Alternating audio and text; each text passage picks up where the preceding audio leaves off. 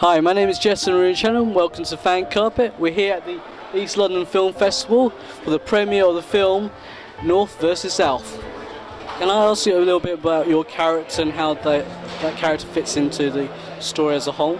Yes, so I play Penny, who is in the Northern crew.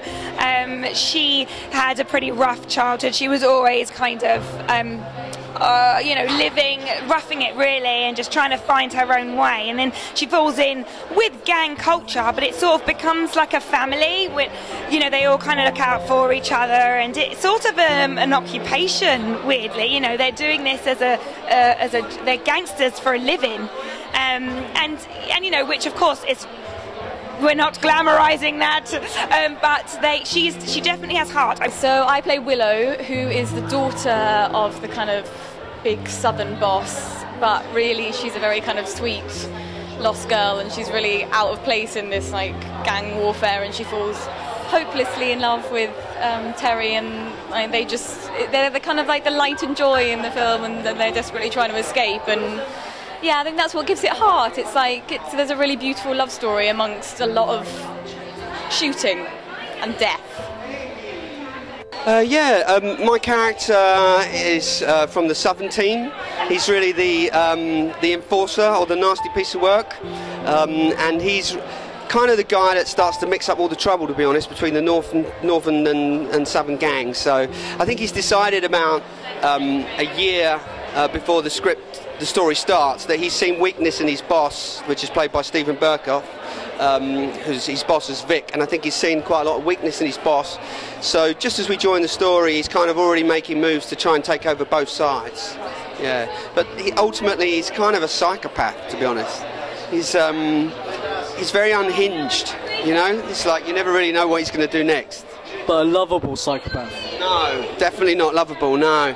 In actual fact, probably a very detestable psychopath, yeah, because, you know, I do most of the killing in this film, yeah, so lovable isn't a word I would use when you talk about Gary Little. I feel so blessed to have had the opportunities I've had in the last couple of years. I have had, you know, a variety of different roles in a variety of different media, but I have never had the opportunity to do independent or British film or British film before. So I was always looking out to, because you can just really get hold of some projects that have the courage to go outside of the usual kind of boundaries if you're looking at independent film and British film at that. I just sort of like the tone and the timbre of our tales, and so when this script came along, I mean, needless to say, I don't know if you've seen the movie yet, but you're going to be in there. Well, the first scene of my character was pretty kick-ass, and I was kind of sold from that moment, but then when I read the whole story, you know, it was a shoo-in. On an acting level, it's the same, like you approach it exactly the same way. What I really loved about doing this film is it's a really, really small family, and we were there for 4 weeks, and we were all like gorgeous and together, and it was so lovely, and we all got on really well. On something like Game of Thrones, it's nice because you go back every year, and that's like a massive, massive family, but that keeps welcoming you back. But like both of them have been my favourite jobs so far. Yeah, I think I didn't start acting until I was 40, and great actor Sean Penn says it doesn't matter when you start, because you bring everything up until that point with you.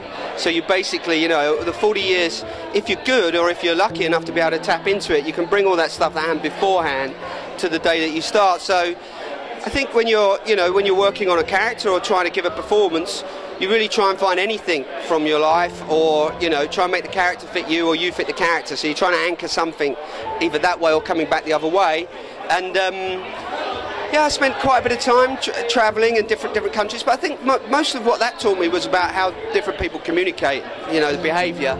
Didn't necessarily bring any of that to this particular character.